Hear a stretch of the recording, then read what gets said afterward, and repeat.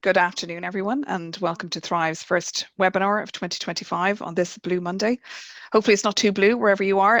My name is Dee France, and myself and the team here at the Institute look after all things wellbeing.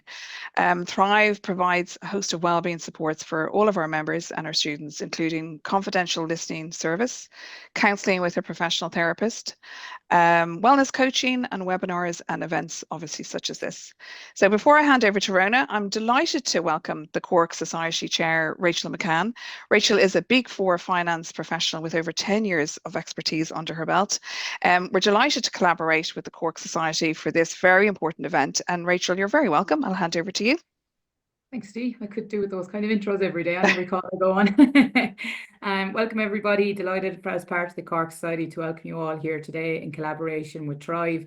And I suppose as a Cork Society, what we wanted to do was to focus a little bit on well-being for our members. We're very conscious that people spend a lot of time stuck to the desk, as Dee said earlier in the call. And, you know, it is good for people to be able to take the time, pause, reset. And so we are in the process of rolling out a 4-part wellness series. Today is day 1 with Rona, who we're delighted to work with and focus on that extra bit of balanced living. I think we all get to January and it's probably a bit of a pause, reflect, and we all have great ambitions and dreams for 2025. And I think it is important that we do take the time over the next couple of weeks to think about that. So I'm delighted that Rona's here to give us all the tips and tricks. I'm probably going to be the one with the busiest pen taking notes, but it's great to get somebody in to give us that kind of steer and just some food for thought as we go through lunch. Maybe just before we hand over to Rona, just to give you also a flavour of some of the other events that we will be doing over the next couple of weeks. And again, lunchtime events. So next Thursday on the 30th of January, we do have investment management and planning with Pamela Lyons from Irish Life. On Tuesday, the 4th of February, we will have control of your bills. So try and get you a little bit more in your pocket, which is always a good thing. We will have Bill Genie in and the guys will take you through some time there and looking after your money and where perhaps you can get some of those savings. And then on Tuesday, the 11th of February, we will have capital acquisition tax, some pitfalls and opportunities with a colleague of mine, Brian Cronin from Grant Thornton, just again to see how maybe perhaps you can future-proof for some of your family members as well. So a lot going on. Again, encourage you just to take the time, focus on you, focus on what you want to achieve and enjoy some of the well-being that we can hopefully offer you over the next couple of weeks. So thanks, Dee, and looking forward to Rona.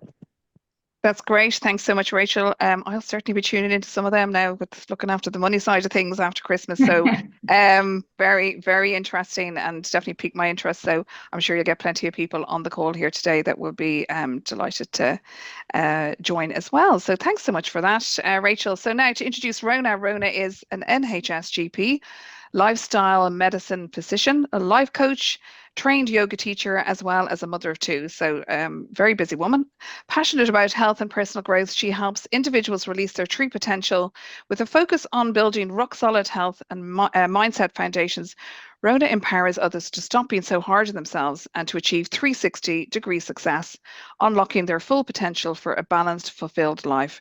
Rachel, that sounds like a jam-packed agenda. So we're delighted to have you here today. So I'll hand over to you and we'll come back at the end then just to have a Q&A. So as you're going along, I'm sure some of the audience might have some questions. So we'll allow a bit of time at the end for that. So thank you so much and over to you. Thank you.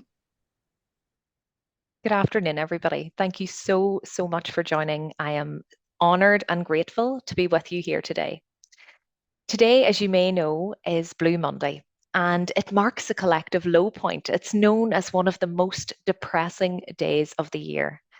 But today we are here. We are taking a pause and we're not buying into that narrative. We get to reclaim it, reframe it, and rewrite it. Together today, we are going to focus on how small shifts in our daily habits, our actions, and our self-talk can transform how we navigate our life's journey and the inevitable curveballs and stresses it throws our way. And we're going to explore how small shifts in enhancing our health and balance really serve us within our lives. Because the truth is, we are the sum of our daily habits. Every small choice we make, every action we take, every thought we think is shaping who we are becoming. It is not the big moments that define us, but the small, quiet, consistent decisions we make every day. Thank you, Dee, for that wonderful introduction. As said, my name is Rona Girvan. I am an NHS GP. I work as Dr. Anderson, my maiden name, and my specialist interest is lifestyle medicine, which you'll hear more on later. I'm a life coach, yoga enthusiast, and mum of 2 young children. So I get the stresses and the balance. I get it. And you might be thinking, what on earth is she doing here talking to us? Well, in my own life and in my work, I have seen the devastating effects of stress and the poor lifestyle habits of modern day. And I'm doing something about it. I obviously work as a GP and I work in the healthcare system, aiming to not only provide sick care, but also healthcare. I'm talking to people about their mindset, their positive mental talk, their nutrition, their diet, their exercise, their sleep, because we need all of that. And there are big industries that are affecting the way we eat, sleep, and live our lives without us realizing it. And it creates this passion in me, and I'm so grateful for you coming and listening, because I know that however small today will create a positive shift within you that will ripple to your wider circles. So well done on being here. I think we can agree that stress is a modern experience and very common within us at the moment. And what is actually happening in the body when we are stressed? Well, in ancient times, when we were being chased by a tiger, or in modern day, when we're stuck in traffic, or toddler is crying and we don't know why, the tax returns are due, or partner makes a snarky remark, whatever it is, this increase in pressure in your environment, the brain sends a signal to your adrenal glands, which is a small gland that sits on top of the kidney, to release cortisol. And this is important. This cortisol ensures good blood flow is going to the brain, it sharpens our focus, and it gets us ready and primed for action. But it is diverting blood away from digestion, reproductive, and other systems. So stress is meant to be short term. It's meant to come as a spike, and then we're meant to return to balance. Have you ever noticed the ducks at the pond? When they are fighting over the piece of bread, they're going all at it. And then after that interaction, they shake their whole bodies.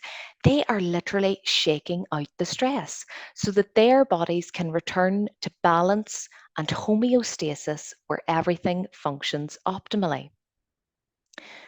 But in modern day, it is one stress after another, maybe both externally and maybe internally with our self-talk as well. And so we find ourselves living in what I like to call the red zone. The red zone, we are rushing, we are frantic, we are burning through our reserves like a car engine in overdrive for too long. And we wonder why we are sick. We wonder why we can't shake that cold, why we have chronic neck or back pain, or why our sleep is disturbed. The red zone, if left unchecked, leaves us depleted and vulnerable both physically and emotionally. And the cost of stress is high. In Ireland in 2022, a study revealed that 1 in 4 Irish adults experience significant stress-related mental health issues. And Ireland has one of the highest rates of mental health illness in Europe, number 3 out of 36. Cardiovascular disease here remains the second leading cause of death. And of course, we know that heart disease is multifactorial, but we can't underestimate the effects of stress. It's estimated that 11 million workdays are lost every year through absenteeism at a cost of 1.5 billion euros to the Irish economy. And lifestyle, as you can see from the graphics, is at the core of why disease rates are exponentially increasing and why the millennial generation is predicted to die younger than the generation gone before for the first time in history. And while I would love to overhaul the work system, the government food guidelines, and the rates of pay for most jobs, I can't. But what I can gift you is the knowledge you need to make the choices and changes that will support you in manageable 1% ways. And why do I say 1%? Well, I often reflect to patients that 1% of 24 hours is just 15 minutes. And I ask them, can you gift yourself just 1% a day to do what you need to do for you? Because some of us aren't even giving ourselves that. 1% to breathe, 1% to stop and rest, 1% to journal or take a walk at lunch or just sit outside with a cup of tea and re enter that flow green zone. The green zone is where we want to be and to keep coming back to, because here, this is where the body and mind align in harmony. This is where you experience confidence, clarity, calm. We perform at our peak like an athlete. When Ronaldo scores, he is not stressing. He is in the zone, calm, collected, empowered. If he was in the red zone, he probably wouldn't score. And this is how we reclaim our power over and over again in life, where there are so many uncertainties and we can't control everything, is to keep shifting into that state of balance and calm so that everything within us can function optimally. So let's go there now. I invite you to place your feet firmly on the ground and feel that connection to the earth. Drop your shoulders. Relax your jaw and close your eyes if that feels comfortable. Take a deep inhale, filling your belly, your chest and throat with fresh, energizing oxygen. And exhale, let it all go. Do a few more rounds, inhaling deeply, exhaling fully, and with each breath, claim these next 20 minutes for yourself as time to relax, engage, and connect.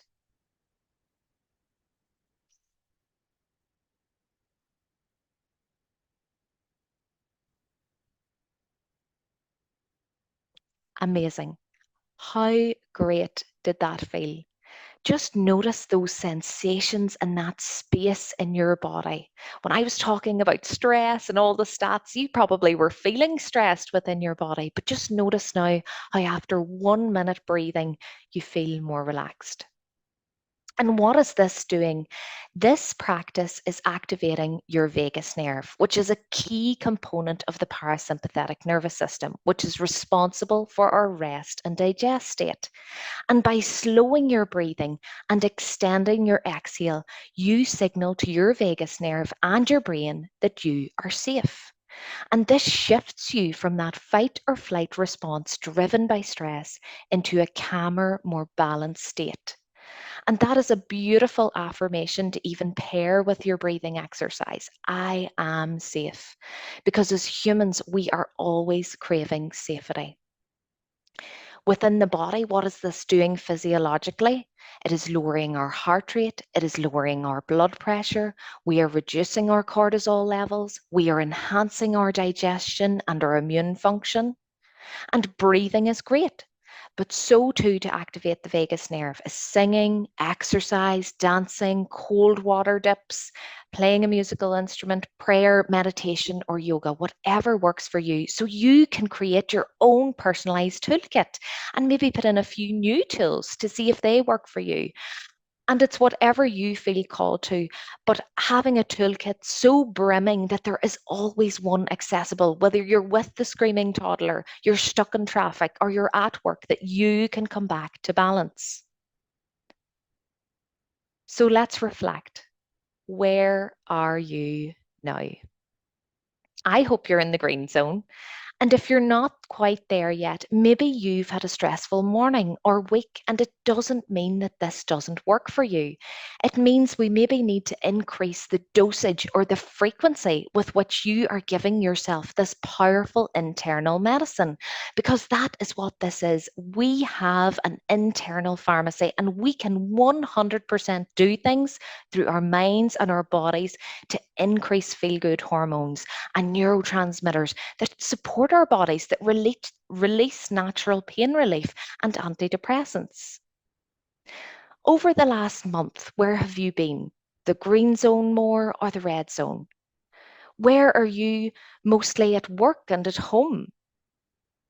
Have you noticed the ways in which your body signals stress? What sensations arise for you? What could act as a cue to go to that toolkit?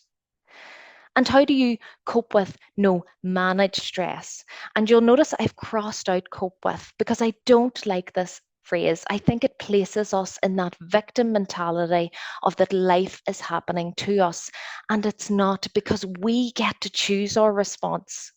There is a beautiful book called Man's Search for Meaning by Viktor Frankl, a psychotherapist who spent time in the concentration camps. And he writes about the space between stimulus and response, and that we can take that pause and that space and we get to choose our response. And sometimes we have witnessed unhealthy habits or methods of dealing with stress, but we can rewire through neuroplasticity, we can choose new patterns. What allows you to enter the green zone? Maybe it's some of the things I've mentioned. Maybe there's some things you do now, and maybe there are some things that you did in the past that you've stopped doing for some reason. And it can be an incredible gift to just write those things out. Write yourself a feel-good list and come back to them time and time again. Because remember, in the green zone, we are creative, we are productive, calm, healthy. We are scoring goals, and that is what we all want. Consider, are there any patterns of behavior that you engage in that maybe aren't serving your health? And this is a judgment-free zone. And I want you to make yourself a judgment-free zone, because we're often judgmental about things when it touches an insecurity for us. And that needs encouragement and support, not judgment. Becoming aware is a powerful first step towards positive change. And I want to remind you that it's not often the cigarette, the car, the new outfit, the extra cake we want, but rather the feeling we think it will give us. If I ask 99% of my patients who smoke what they want to gain for themselves in smoking the cigarette, they say a moment alone to de-stress. They want calm. And I know from my own experience, when I smoked, it was a moment to stop and to do something that felt like a break, because I was overwhelmed by the need to be always doing, always productive, always pleasing. I couldn't give myself a break any other way. This was me 10 years ago, both physically and emotionally, pushing a bike up a steep hill. Life felt exhausting and full of resistance. And I thought, keep pushing, keep driving on, keep forcing. I, like you, was born perfect, whole, and complete, feeling good enough and worthy. And for various reasons, I grew up feeling not good enough and incapable of relaxing. Productivity and achievement equaled love. That is how I perceived the world. And so off I went to medical school, of course, where my perfectionism had its heyday. The pressure was crushing, and with no real sense of inner safety, I fell into the diet culture trap. My worth felt like it was tied to my weight, and I thought, if I just look perfect and act perfect, everything else will fall into place. Spoiler alert, it didn't. And at my lowest, I developed an eating disorder. Shame and isolation became my constant companions, and I felt so disconnected from myself. Then came a moment that changed everything. I was 25, crying in Australia, overwhelmed by life. Of course, everything looked perfect, and desperate to come home, but still too driven to complete everything I'd started. And my now husband, who was my boyfriend at the time, said, "Come home." It was the first time I felt truly loved while flawed. And that peeled back that first layer of the mask. And from there, my healing began. I started to love myself. And it felt uncomfortable at first to prioritize rest and mental wellness and physical health, not as punishment, but as nourishment. And to talk to myself like someone I loved, catching those moments of self criticism and replacing them with curiosity and compassion. And I'm still committed to my growth and healing every day. And life keeps getting better and better. And I can tell you through dealing with tens of thousands of patients that we as humans are not so different. You may think no one else is struggling and things look great, but many are. And opening up and getting support is a powerful gift to yourself. One of the biggest actions we can take is to commit to changing the way we talk to ourselves. How we speak to ourselves is everything. It affects how we think, shapes how we feel, and how we feel directly influences how we act. So much of our stress response is based on what we tell ourselves in those crucial moments between stimulus and response. And we have the ability to change the narrative. Are we welcoming challenges, embracing failure as feedback, and choosing growth over comfort? In my view, positive psychology offers one of the most transformative frameworks for this. And it's not about toxic positivity, it's about embracing our strengths, a growth mindset, and building resilience. So let me ask, what are you choosing to focus on today? Are you giving attention to the things that reinforce your strength and resilience, or are you unintentionally reinforcing your strength and or stress and negativity? As humans, we are hardwired with a negativity bias. Our brains are designed to focus on what might go wrong, and that keeps us safe. But the beauty of being human is that we also have the power to retrain our minds. I want you to look around the room you're in now for everything that is blue.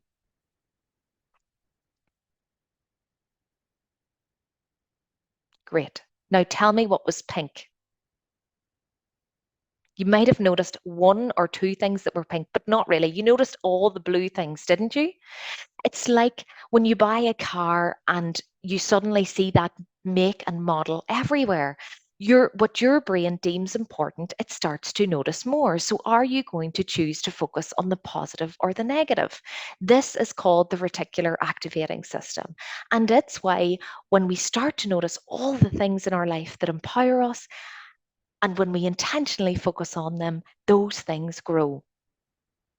So I have here on the slide the key elements of the PERMA model, and this was created by Dr. Martin Seligman, the father of positive psychology, and it is an excellent framework for creating a resilient, meaningful life and to keep coming back to. Positive emotion. Cultivate gratitude. What is going well in your life right now? What went well today? Engagement. What brings you joy? Are you creating time for the activities and hobbies that bring you joy and fulfillment? Relationships. Who are you connecting with? Who is a bright, positive radiator that radiates energy? And who is a drain who is sucking you into that negativity? How can you cultivate more of that positive relationships within your life?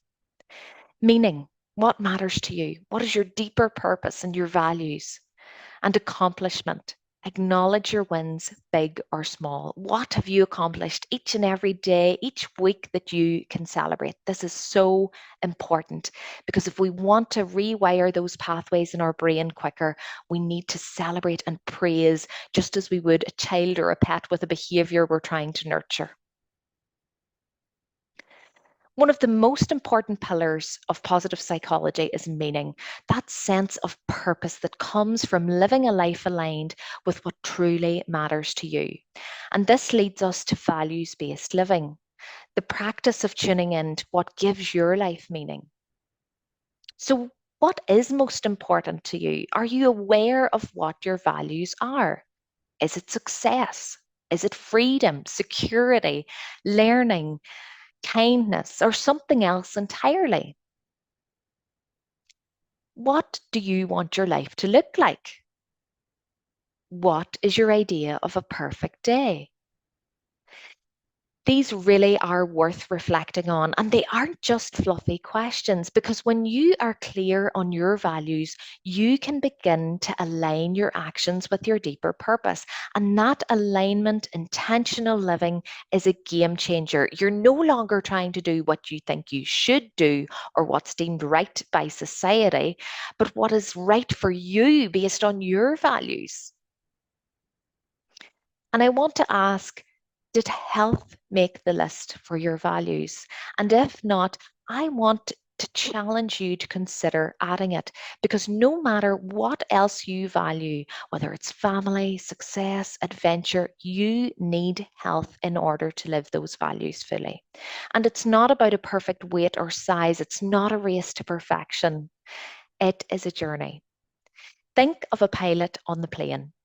If he did a 180-degree turn in the sky, you would think, oh my goodness, let me off this plane. But he doesn't. He does small 1 degree, 2 degree turns, and you end up in a completely different destination. You end up in the desired destination. And it is the same with our health. If we can take 1 degree turns for 1% of the day, we end up in our desired destination. And health is a foundation for everything else in our lives. And we have amazing specialists and amazing medicines. But in my opinion, the reason we are sicker than ever before is because the foundation of health is missing. And that is where lifestyle medicine comes in. Lifestyle medicine is the evidence base, the scientific evidence base for the 6 pillars you can see here listed on the screen. And I'm going to go through the wee 1%, 1 degree tips that I give my patients day in, day out, and maybe some of them you'll feel called to implement for yourself. So Hippocrates said it first. With regards to nutrition, food is medicine.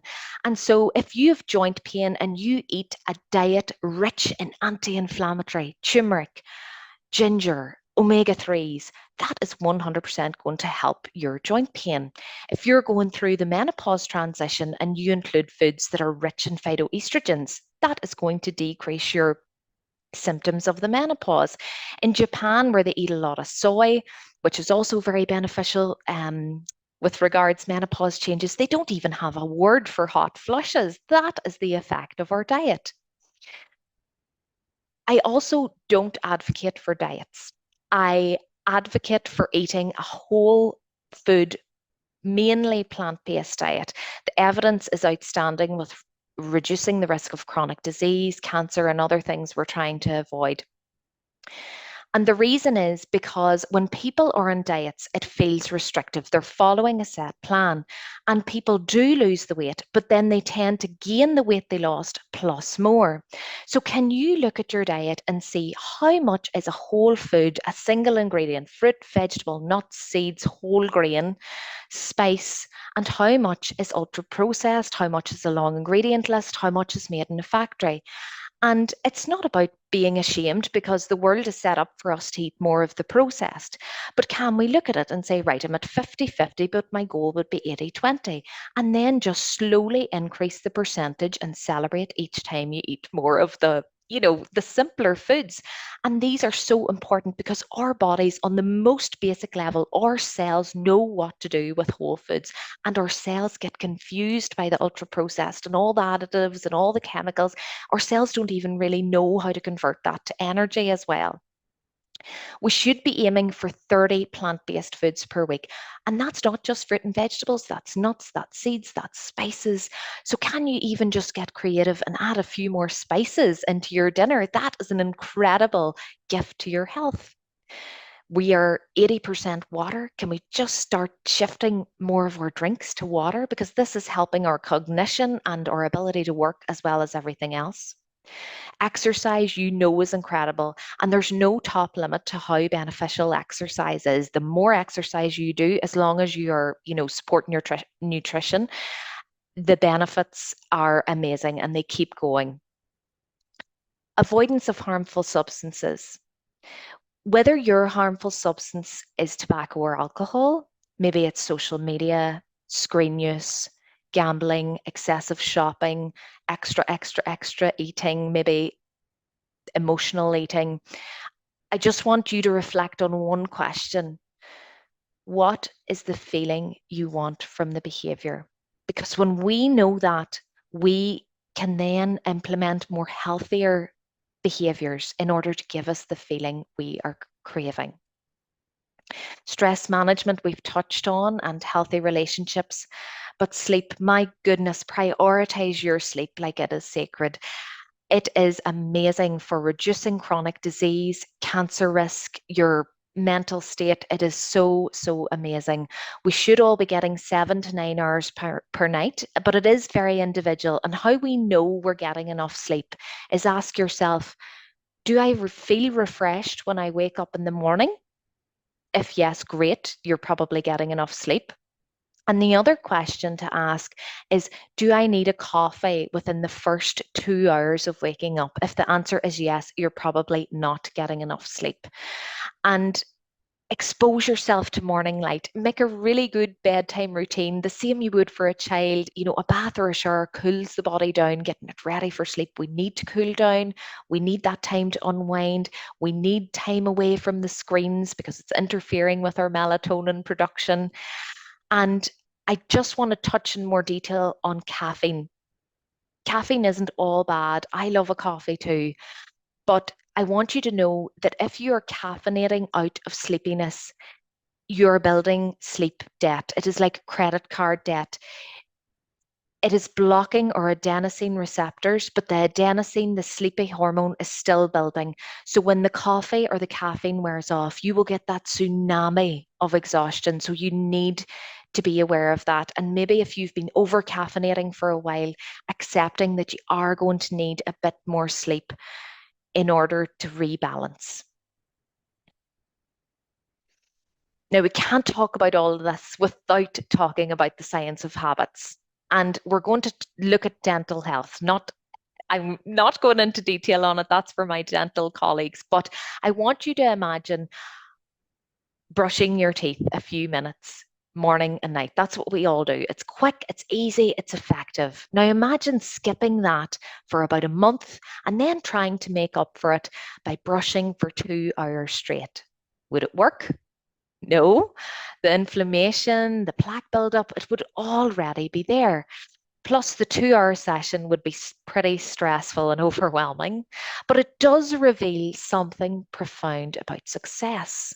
It's not about the huge dramatic efforts, but the small, consistent actions repeated over time. And if improvement equals small behaviors plus consistency plus time. So step one to creating a new behavior is define the behavior.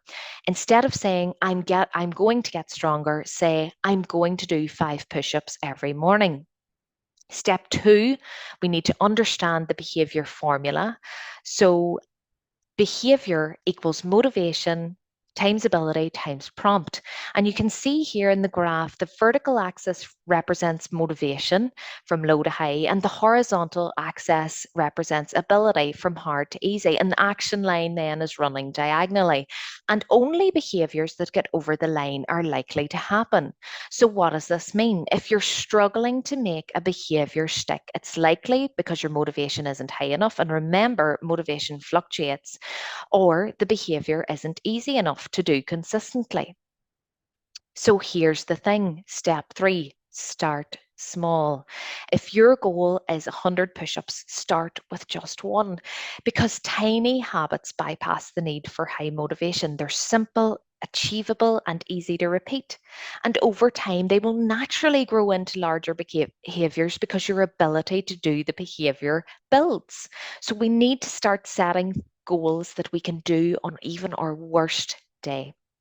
We need to find a good prompt to tie them to. So after I make my bed in the morning, I will do 10 push-ups. After I brush my teeth at night, I will do 20 minutes yoga. These are 2 of mine. And then we need to celebrate our success. Celebration is so essential, whether it's a fist pump, a high five, a I'm proud of myself, a victory dance. This triggers a dopamine release in your brain. That is a feel-good chemical, and the brain will recognize it as important and want to do it again for this dopamine hit. And it's emotions plus your repetition that create habits. The more positive your experience, the more likely your behavior is to stick. And we can't talk about health and habits without time, because I know there's a lot to juggle. And you might be like me, a yes person, overly optimistic about time. There's double hours in the day. But what if we could stop overestimating our time and undervaluing what we're actually doing each day? And the truth is, it's not about doing everything. It's about being mindful and intentional. And this is why I love power planning. In a planner where you can once a week get clear on your priorities for the week ahead and take out that overthinking and look at what you're doing. And is it aligning with your values? And have you scheduled clean rest? Because when we schedule our lunch breaks, our time for rest and self care, we are taking control of our day and by extension, our lives. And scheduling is not about micromanaging every minute. It's about intentionally carving out time for the things that matter most and that we need in order to shift us into that green zone of balance. I am aware I am going slightly over, and this is how my medical consultations go when you get me started. So, I want to gift you this self coaching resource. One of my favorite quotes is: the quality of our lives depends on the quality of the questions we ask ourselves. And I think asking ourselves good quality questions can really empower us in our day. One of my favorite when I'm stressed is when I take a deep breath and I ask, what's important now? And I think of my values and my priorities, and it brings me back to the present, shifting my mindset, shifting my energy, and then shifting the outcomes. And you don't need to overhaul your entire life to create profound change. The tools I've shared with you today, whether it's focusing on nutrition, improving sleep, or managing stress, are not about adding more to your already full plate. They're about working smarter, not harder, to align with the life that you truly want for you. And when we prioritize rest, when we prioritize our well being, we don't just change our lives, we do create a ripple effect. Our energy, our focus, our compassion, it spreads. And remember, it is the little moments, every breath you take, every time you choose connection over disconnection, every moment of gratitude that move you forward over time, and they compound to create something extraordinary. So embrace the power of the 1% shift and create a ripple effect of wellness, one step at a time. Thank you. Thank you so much, Rona. Wow. I was too busy writing there. I hadn't actually appreciated that you finished. So thank you so much. That was really, really brilliant, I must say. Lots of positive um, feedback coming in there as well. So that was just really, really brilliant and very, very nicely kind of paced as well. So people could kind of understand where you were coming from, your own personal story as well is very impactful and important for people to hear that, yes, you're a GP and, running the show and, doing lots of things, but also, you have had your own struggles and that has informed where you are today as well. So I think it's really encouraging to find a GP that will actually look at those kind of foundational, that functional medicine model, which is I think gaining a lot of traction out there in the kind of the health arena. So I think it's really, really great to have that information from someone that is, got all the credibility of a GP. So we really appreciate all of the insights that you shared today. We have got a minute or two for questions. I know that one of the kind of the first question there someone was asking is about slides. Yes, they absolutely, Rona has given permission to share the slides afterwards. So both the recording, because I know I'll be looking back at this recording to kind of pick up some more tips as well. The slides and the recording will be sent to everybody afterwards, so you don't need to worry about that if you didn't manage to take down everything that Rona was saying. So one of the questions there just has come in. Rona, someone is asking your opinion on the impact of sound bathing on the vagus nerve. So that's a really interesting one. Oh, sound baths are beautiful, aren't they? Yeah. I haven't specifically looked at the evidence base for sound, but what I have touched on shows amazing promise. And yeah, I would say go for it. I definitely think the effects are good. So yeah. Yeah, I actually just read something today. I don't know if anyone else read it in the papers about some research that was done in Brazil on the impact of cancer cells and Beethoven's Fifth Symphony. It's really bizarre, but they actually noticed that 20% of the cancer cells were destroyed. So I think the impact of sound and particularly music is very therapeutic, and I think there's probably lots of evidence out there. But anything that kind of down regulates emotions through controlling the vagus nerve and sound is definitely something to be looked at. So I definitely would recommend it also. I think it's something wonderful. I've certainly done a few sound baths in my time and they're just brilliant. So anything that calms you down or even just takes you away from your busyness in your life is a good thing as well. I suppose we're kind of coming up to the end of it as well, but just to kind of maybe talk about that Frankel quote that you mentioned earlier in the presentation around that kind of response and reaction and all of that kind of side of things. I think it's actually a very interesting one. Just maybe you might expand on that a little bit, Rona, because I know it's something that I think in the moment and when you are stressed, you do tend to kind of react in a certain way, and just taking that moment to pause and just take a beat before you actually react to something. So I think it's about, instead of reacting, you respond in a kind of slightly measured way. So could you maybe expand on that slightly, just for the benefit of people that might not be aware of his kind of philosophies? Yeah, I think putting it into real time, we're all doing things on automatic most of the time. We're all on autopilot. And so I think just remembering that we do have the power to choose and to take that pause and take that breath and recognize sometimes that our reaction isn't even our own. It's maybe what we grew up witnessing. And that's not to blame anybody. And it's, maybe not your fault that you react in that way, but it then is your responsibility to choose a new way that you want, that really aligns with how you want to show up for other people and, in your life. Um, and it's so empowering, and it's not to put unbelievable expectation or pressure on people. It's to give people their power back, isn't it? Absolutely, absolutely. That's so true. It's just actually, it's almost like a gift that you can give yourself just by taking that, as you say, recognizing that this just could be an automatic response, but just to take a moment and actually really tune into what your values are and respond accordingly that are aligned to your own values. So I think that's absolutely spot on, Rona. Kevin has put something really nice here in the chat just before we finish up.